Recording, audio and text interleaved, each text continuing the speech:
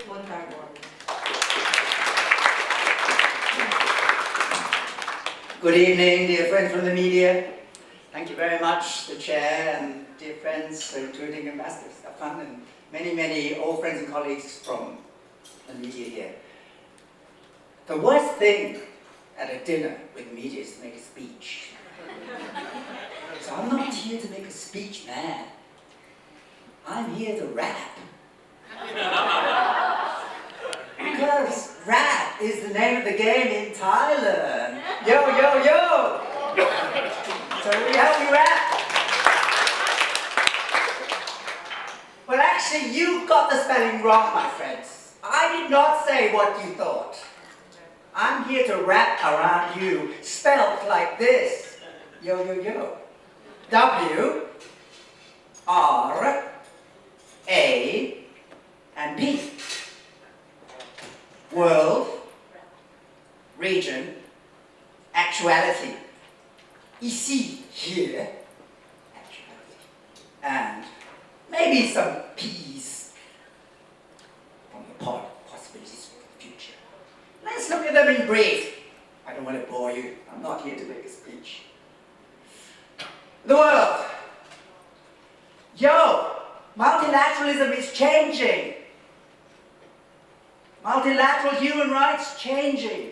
Media, catch on. One country used to be with us in the Human Rights Council, now withdrawn. Withdrawal symptom, sorry. Sending troops to the border now, preventing another influx from nearby country over there, out there somewhere. Another one, coming into the region with lots of loans, you know. Changing the name of the game of human rights. Promotion of human rights, not protection. Promotion. But what about protection, particularly where all the violations take place? Shifting around. Be careful with the various P's in the pod. Another one, very occupied in the Middle East nearby. There's a war on there. 12 million people displaced at least. 6 million internal, 6 million external, rattling Europe along the way in terms of response to asylum. The country, big S, but the big R behind, you have a guess, stretches right into Asia towards certain islands in the Pacific. It's changing. Don't give up. Why trust only the big powers? What about the small and medium-sized countries, many sitting here? We will build friendships differently as a counterweight against those who abuse their power. And don't give up, including social media, good social media, including community actors, including human rights defenders, from small, medium-scale countries, and a lot of good people in those big countries that use the veto.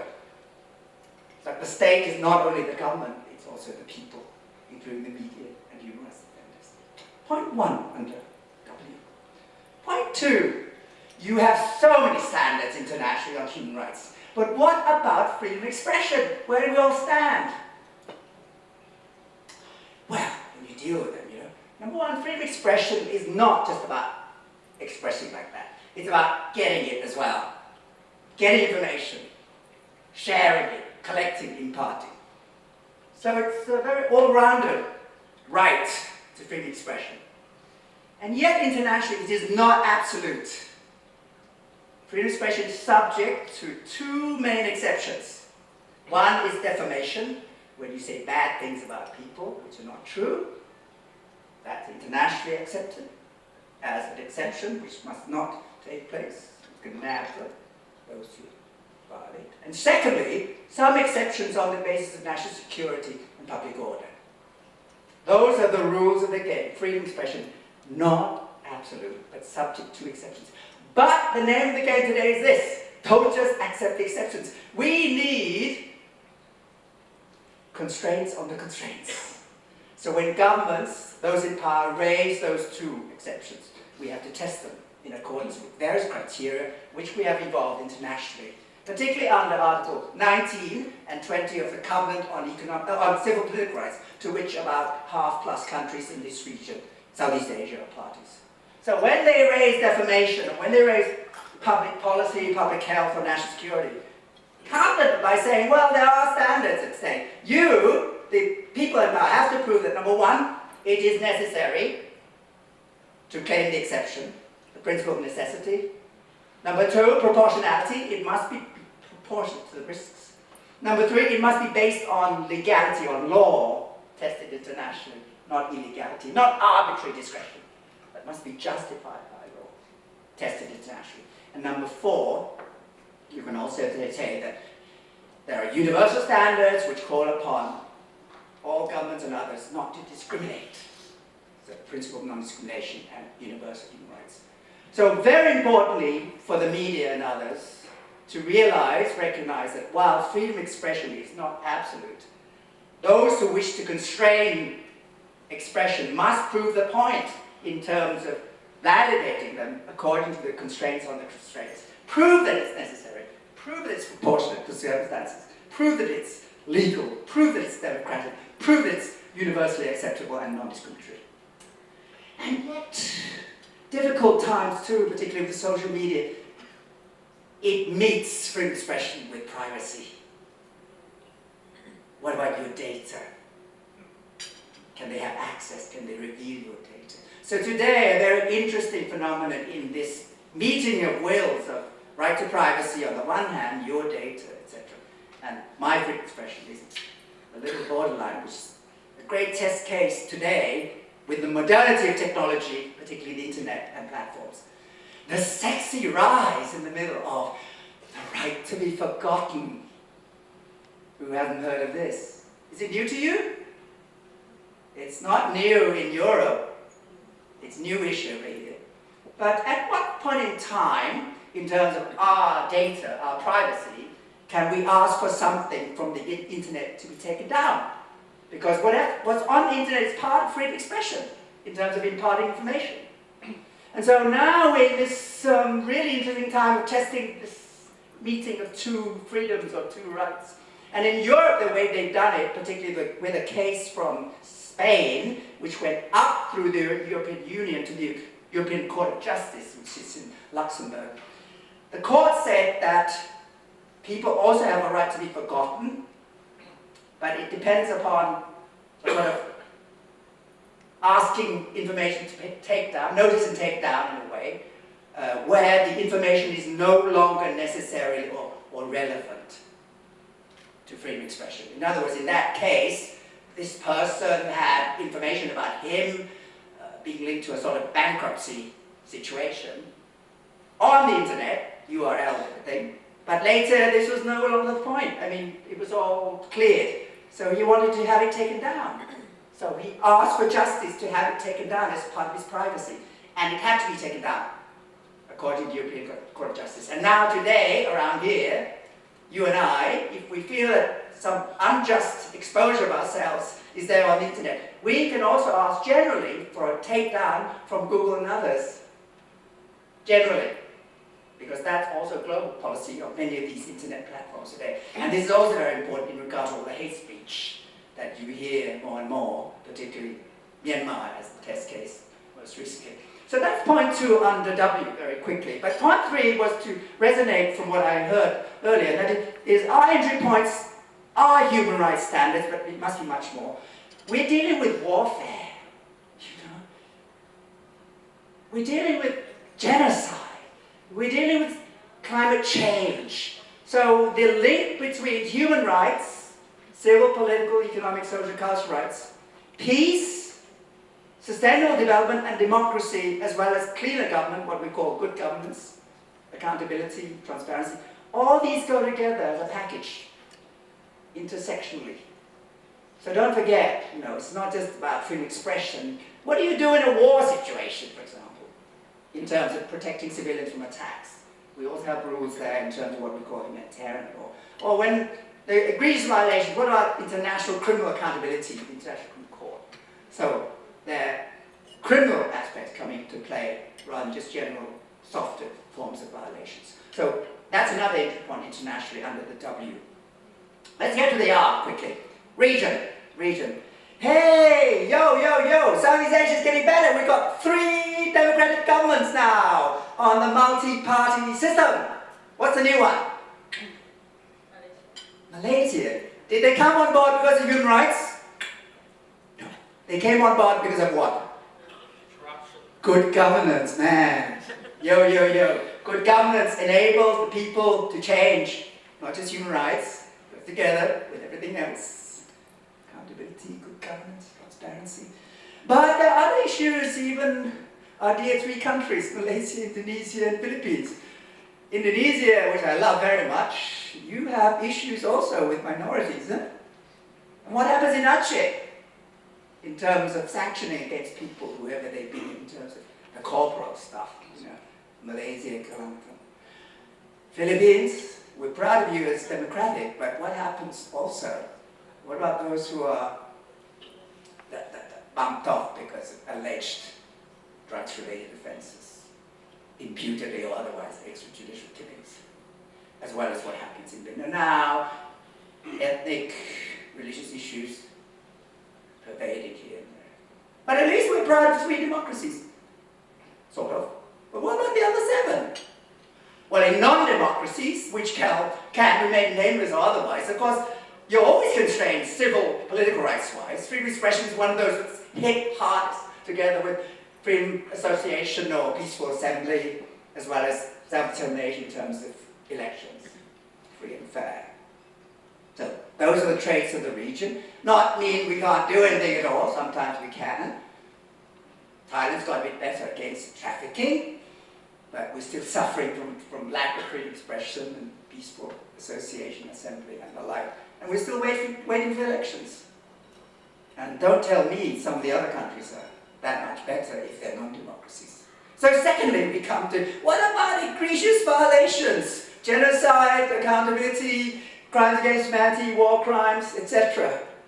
How do we deal with our friends now next door, the big M, to the left of Thailand? Well, 2 tracks. One is accountability track, but it's very difficult to take the 6 generals or others to the International Criminal Court.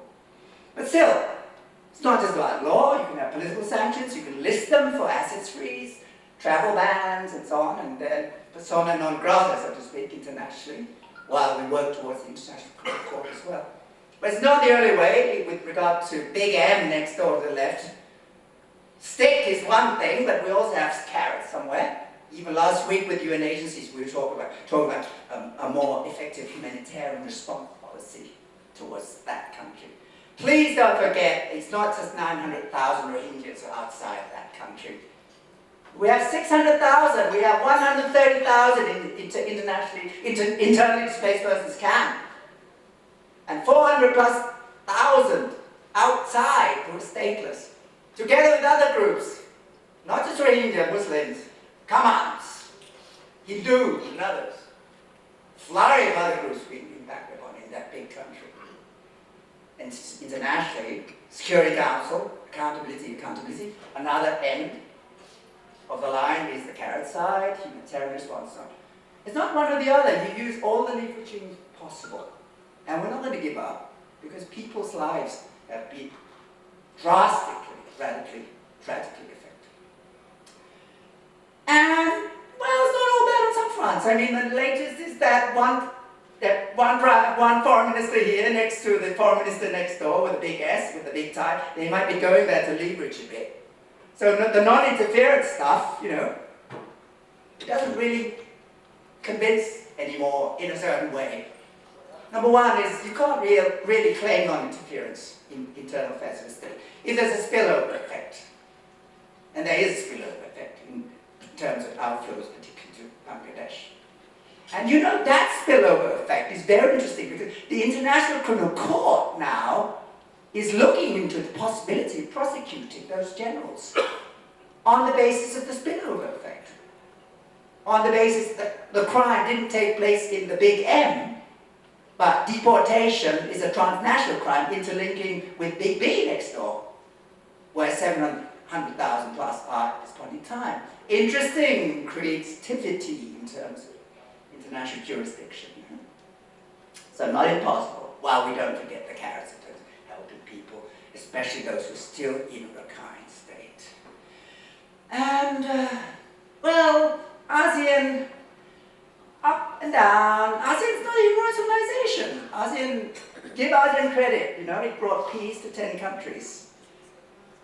Don't forget that. The value added of ASEAN is peace between 10 countries, even though we have internal conflicts in those 10 countries. But it's still not enough. We want to link peace with human rights, with democracy, with sustainable development and good governance. So that's the challenge regionally.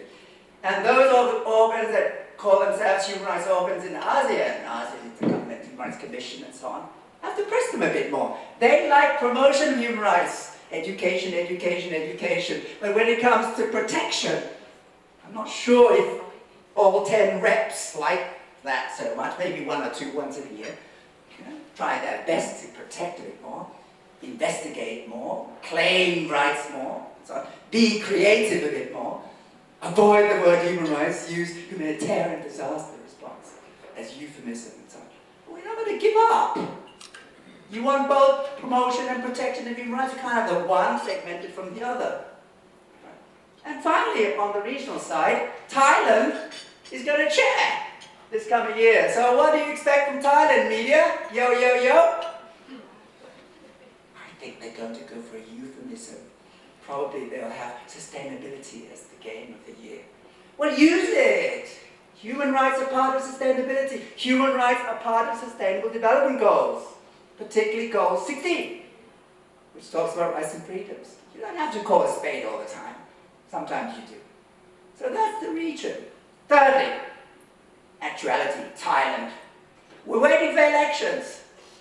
We have a non-civilian government on top.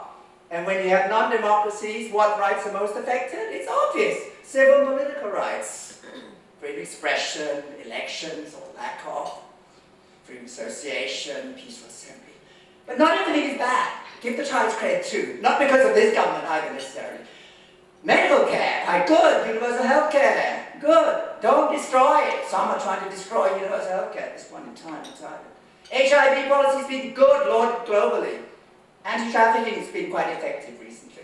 And so on. Education, quite good. I sit on the UNESCO board that monitors education. Always very proud here, over 90% access to education. But it's not about primary education only. Now we'll talk about secondary education and preschool. And quality of teaching, scholarships for kids to stay on the beach. Okay. So Thailand, still waiting actually for the next steps. And media, incredibly important. We are faced with more and more constraints, backtracking. Computer Crimes Act. I would hazard a guess that some of the provisions of the criminal code, such as 112 and less national state, will be used less. But they will use Computer Crimes Act more.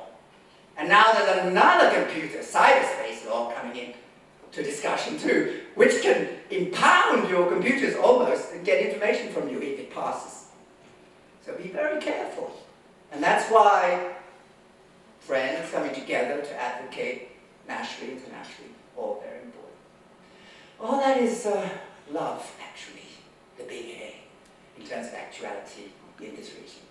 And let me not bore you, what about the P, the possibilities for the future? Very easy, very easy.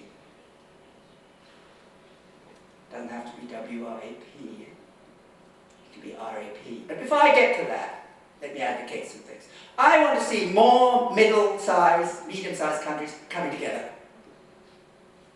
particularly in the shifting sand of polarities, multilaterally. I want to see more South-South cooperation. Media from here, young people from here, older people working with Africa and GRULAC, Central South America. I want to see more interfaith, intra-faith and interfaith dialogue cooperation from a young age. To get away from all this hate speech that we see so much. Work hard on this. You can't regulate everything by law.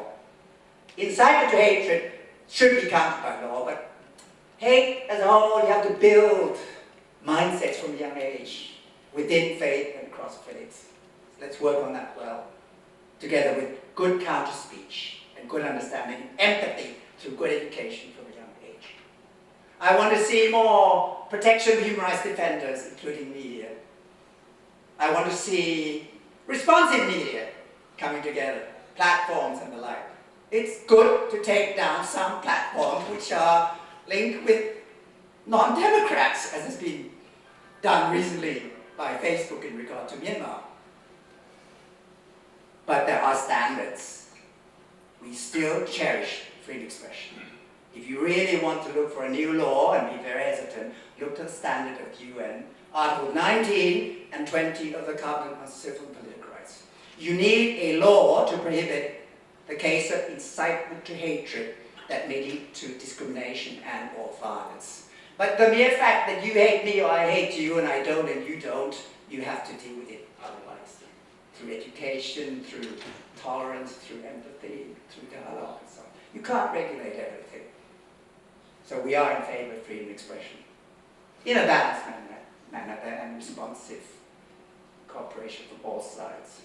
So last but not least, well, when all is spoken and sung, we will wrap with IAP. Not just WIAP, but IAP. Yo! People-based democracy. Developmental sustainability. Human rights enforcement and implementability. Peace and tranquility. Accountability and responsibility. And last but not least, gosh, because it has to rhyme. Yo, yo, yo. No, no, no. Ho, ho, ho. Build the building blocks from a young age without discrimination. Build the building blocks.